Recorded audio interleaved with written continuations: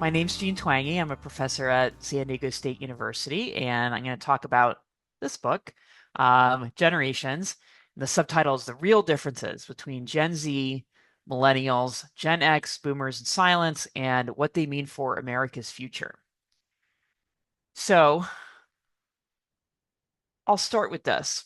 Why do we have generations in the first place? Why are generations different from each other?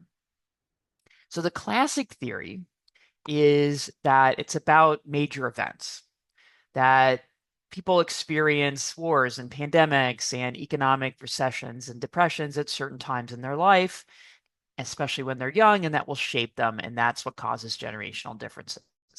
So that has some truth to it. Obviously, major events have an impact, but they tend to have an impact during a certain time rather than long term.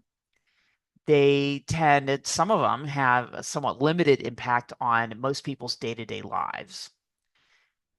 So it's really not the major driver of generational change from my perspective. Instead, when you think about why is it so different to live now compared to 200 years ago, or 100 years ago, or 50 years ago, or even 20 years ago, the answer to that is not major events. The answer to that is technology. So, not just smartphones and social media and computers, but all technology.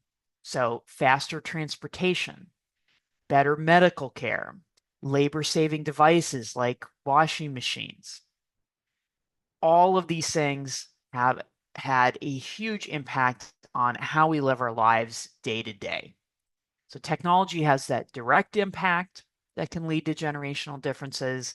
And then it's also often mediated through two other influences.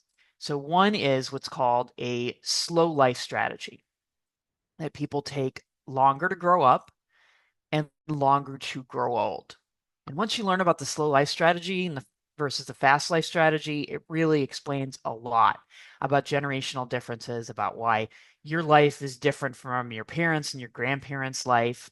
It happens in more technologically advanced societies because people live longer from better medical care and nutrition. And when you live longer, you have more time.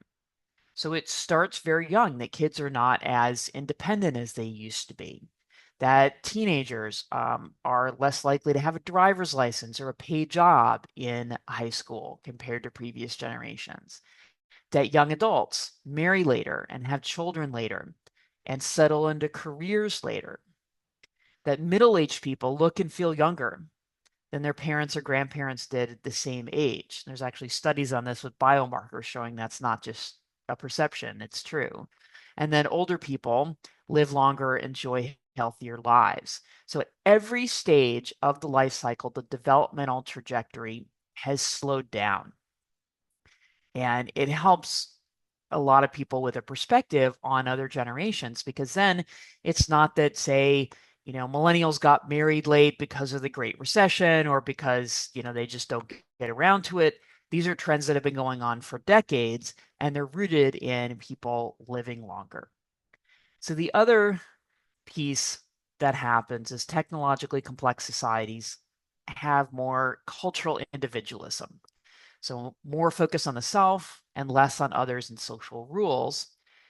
So what you get from that is generally more self-confidence, more optimism.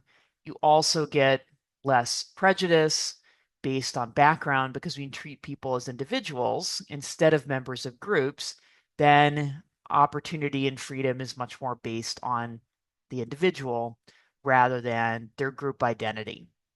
So that also explains a tremendous amount of cultural change and generational differences when you think about the changes, say, from the when baby boomers were young in the 1950s to now.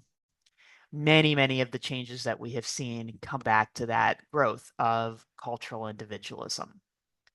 So you take those three big influences, and throughout the book, I look at all of the living American generations, all six of them, and see how those three influences have impacted them. And I do that through looking at survey data for the most part. So on 43 million people have filled out one or another of these big, usually nationally representative surveys, most of which go back decades, which is really powerful because it means we can see each generation at a certain age compared to other generations. So the book has a lot of graphs, a lot of data analysis, trying to figure out we've got these six generations. How do they actually differ from each other by what they say themselves? Not what older people are saying to complain about the younger generation or any of those old stereotypes, but boiling it down, how do they actually differ? So that was really my goal in the book, was to help us understand each other better. That across the generations, there's a lot of not just stereotyping, but misunderstandings. And good news is we live in the era of big data. So we don't have to guess anymore. We can really understand how the generations differ and try to understand each other's perspective a little bit better.